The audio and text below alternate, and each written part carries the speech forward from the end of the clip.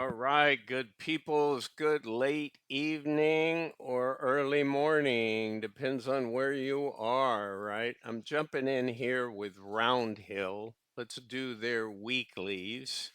And then I'll talk a little bit about one of their monthlies, and I'll mention the other monthly, which don't have new data, but one's data is always there. All right, so let's get into what they paid. Let's go through these, the S&P 500, the NASDAQ, and then the Russell. So this one, it looks like they underpaid, right? It's 17.8. We haven't had a 17.8. There's a 15, but that's going back to October 3rd. Oh, there's a 15. All right.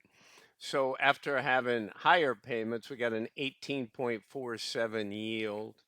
We were down, remember the red over here. Sometimes I code these red, but over here, since I'm tracking the amount of the change.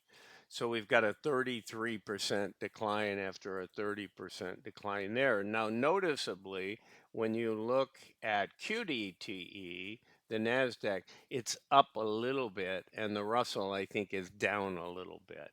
So interesting. Sometimes all of them, when the markets sell off, you see all of them from week to week. And remember, these guys do their declaration in the middle of the week. All right, so that's what that paid.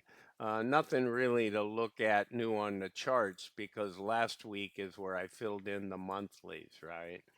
So you had your 5 week pay period in the green representing January. All right, now we move forward with a 4 week month. All right, so let's go to QDTE. Had a higher, not only is it a higher yield, but it's a higher payment because the underlying price is less, right? Up here, we have a $50 price. Now, the NAV erosion on this guy is very little when we compare the three of these in the summary sheet, but just thought I'd point that out to you. All right, so we got a 30% yield and we paid 23, low 23 cents.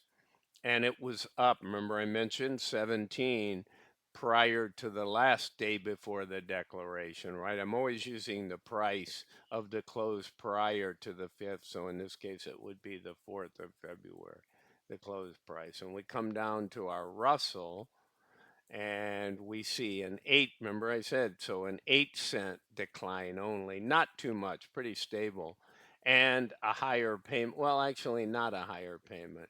This one was yes, it was 23 cents, and this one is the highest along with the highest yield because this price is very close to the S&P 500, or sorry, to the NASDAQ 100, to the QDTE.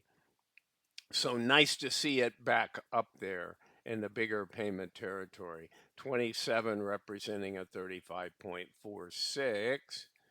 So I want to just mention XPay because XPay goes out there and pays you every month, right? This is one of those that they pre-tell you about. So I'll show you on the summary sheet a little bit better. All right, so here we are. Here's what you can look to. Um, both of the first two funds, the S&P 500 and the NASDAQ XDTE and QDTE, they've been around now since 3/7/2024, right? So 335 days. So we use that percentage of 365 to get our multiplier. All right, so knowing that this data fits here, we'll take a look at everything annualized. So having, let's start down here with the Russell. That stands out. It's only lost 2.36%. But in some fairness, that's only been in existence for 148 days, right? So we're talking more than double. These guys are going, you can see we're in February now, and on March 7th, they'll be, they're 365 days. I mean, you can still collect, calculate your annualized return without it having to be a year, but you'll see that it's longer. So the longer you're here, the more stable. I mean, maybe the Russell is down 5 or 6% when it gets to the 335-day mark. We'll see. All right. So here's our dividend payouts total so far over their period of time. Don't say, oh, it's only paid 6.2. Well, if you figure it out, it's paid a little bit higher. So it probably would be around 14 and a half, 1460, 1470 if it had the same period of time. Thus, the annualized return on the dividends is 37%, 36.94. The NASDAQ is 33 and a half, and we're 24 and a half on the S&P. Well, is that the whole story? Not exactly, right? Because what is your just total return, right? Which says, what is my investment value when I bought it? Where is it now? And how much dividends I've been paid. So you calculate two separate things and put those together. So you can see this normally say, well, I'd much rather get QDTE for a long track record and it pays more. But is that the whole story? They're about even. So maybe in that case that they're 1.5% total return, maybe I want to collect more money along the way. So I'm going to go with QDT. So that's the kind of logic that I expect you guys to put in there. Um, and then at this guy, it just doesn't have the length of the track record, right?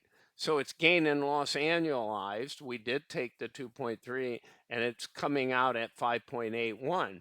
Pretty close to this guy, much better than the NASDAQ 100. And it's paying more. So you can see that it has an outsized return. So just like on this payment, if I want to collect more money along the way, I'm probably going to be in the Russell. But what I would do, I'm not in these, just for other reasons. I love Roundhill. If I want a weekly and needed a weekly, I would be in these for the indexes, right? I'm doing some other things based on my age and where I'm at, and more money outside the IRA than I have in the IRA. And sometimes I do growth and play 2X's. And so there, we all have our strategies that we put together. So from a pure income standpoint, this guy's been producing a higher annualized dividend and losing less.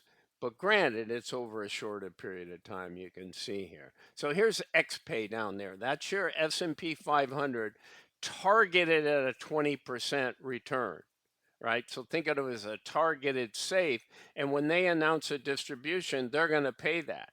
So I forgot what they're paying now. When I go back over here, they're in this 9.7. So they started with not, or sorry, they're now paying 95.2845. Right, so you can see all these distributions planned. So it's right around that 20%. Well, will it always be 20%? No. I'll tell you straight out, because what'll happen, and they say this in their details, if the S&P 500 outperforms, then they're gonna overpay come at the end of their fiscal year. They're gonna give you more back, okay, on, but they target to pay this as a targeted amount. So you can do better. You can do worse if it really sells off. They may come back and are forced to lower the payments, 6 months into it or something. So anyway, I thought I would just explain a little bit more detail. The other thing I need to hit you guys up with, okay, so yep, the Ethereum pays monthly. So nothing new. We need to wait for our February. Okay. However, on YBTC, they did have a distribution at this point in time because they've moved to weekly. So every time I report on Roundhill on the three index funds, I'll be giving you a weekly. Now that changed from monthly, right? Here's all of their monthly payers until I put in orange over here, orange yellow. So here's our 5 weekly payments. So we had a 53, 34, 38, 87, and followed by a 56. So nice yields up here, 60%er, almost a 90%er, right, on that weekly. So doing well there on those. Now, I also track how's it doing week to week. So we are having some NAV erosion on that. I'm not sure if I am tracking that. Oh, yes, I am up on the top. Sorry, guys. So right up here. So I take my YBTC and I have my inception. So now we've passed the year with these guys and we're adding in the rest of the stuff. So we're looking at, did I get all my dividend dollars? D4, hang on, dividends 25.89. Am I getting all the way through? Yes, I am. All these added weeklies, okay? So now my period of time is 384 days. So while my dividend return is 53.33, it comes down from the being past 365. So my annualized is 50. Now, interesting, I've had YBIT in here for comparison for some time, so these are classic, okay?